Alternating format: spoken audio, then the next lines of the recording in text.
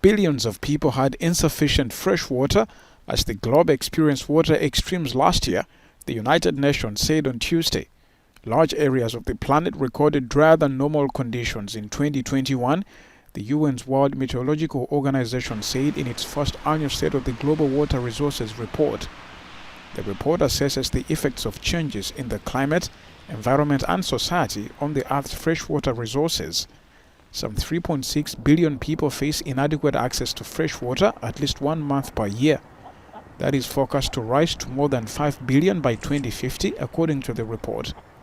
Between 2001 and 2018, 74% of all natural disasters were water-related, according to UN studies.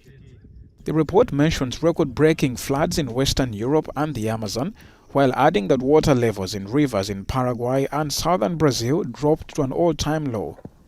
Around 1.9 billion people live in areas where drinking water is supplied by glaciers and snow melt, but these glaciers are melting increasingly fast, the report said. It urged authorities to speed up the introduction of drought and flood early warning systems. A top Libyan official has urged the United Nations Special Envoy to meet with the Joint Electoral Committee made up of rival Libyan factions so as to start constitutional arrangements for elections. Aguila Saleh, the Speaker of Libya's East-based parliament, was speaking to reporters in Cairo after meeting with the Arab League Secretary General. We call upon the UN Special Envoy to invite this committee, a joint committee from the House of Representatives and the State Council, to complete drafting the constitutional base. An original right to draft the constitutional base is not for the House of Representatives and the State Council to intervene in the constitutional base, because this committee derives its role from the Constitution and not from the House of Representatives and the State Council. Therefore, achieving the constitutional base comes from the committee, which I hope that the UN Special Envoy invites to Cairo to accomplish this mission. Earlier this month, Abdoulaye Bathily, the new UN Special Envoy for Libya, warned that a further delay in the vote could lead the nation to even greater instability. In front of a petrol station in Paris, representatives of the various faiths held a protest against Total's oil projects in Uganda.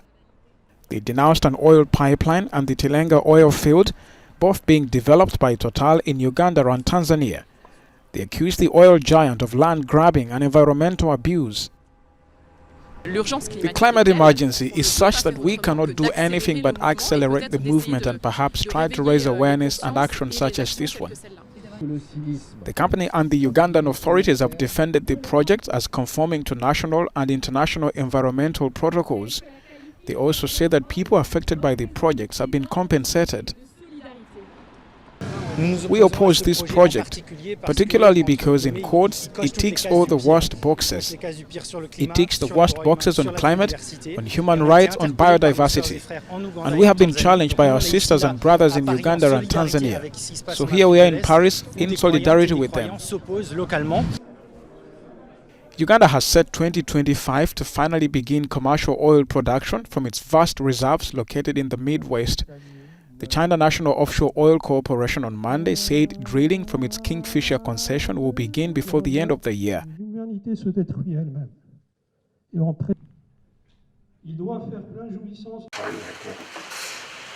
In his first workshop, Moroccan calligrapher Mohamed Sagrini creates inscriptions. The award-winning craftsman keeps alive a type of calligraphy that appeared in his country in the first Hijri century, the 7th century AD. The peculiarity of Morocco is that it is distinguished by the Moroccan calligraphy. Its origin is the Kufic script, but a group of scripts branched out from it.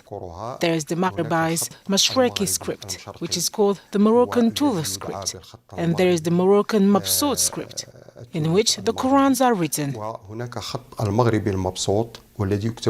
Then there is another Moroccan script called the Mujawhar script. This is the script in which manuscripts and letters are written.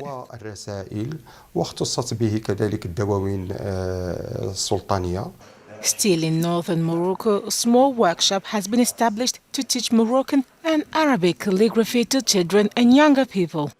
These students are taught how to write a point using bamboo pens.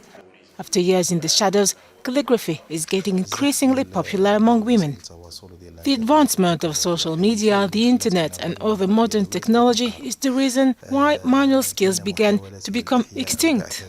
There have been attempts to revive this art in Morocco through the establishment of 2 educational institutions, one in Casablanca and one in Fez. In Fez, there is the Saharij school in the old city. There is a turnout from some young people who still consider calligraphy as more than just writing letters. Fatima Zahra Senna attends the Saharij school. She got inspiration from her father, a calligrapher who teaches at the same school. Calligraphy may consist of a Quranic verse, a famous saying, or lessons. Since an early age, I always saw my father writing and making paintings. This is what attracted me towards calligraphy. I liked learning calligraphy as well. That is why I always sat near him and learned gradually. I started with drawing and then after that, calligraphy. The importance of the art was officially recognized internationally last year when UNESCO added Arabic calligraphy to its list of intangible cultural heritage. Senegal became the first African country to advance to the round of 16 at the Qatar World Cup after a 2-1 victory over Ecuador on Tuesday. A Kalidou Koulibaly volley in the 70th minute gave the Lions of Teranga victory and a second place in Group A. Senegal had taken the lead through an Ismaila Sarr penalty in the first half of the game. Moises Caicedo then scored for Ecuador to make it 1-1 in the 67th minute as Enner Valencia struggled to make an impact in the game. Senegal last advanced from the group stage at the 2002 World Cup when the team reached the quarter-finals on its tournament debut.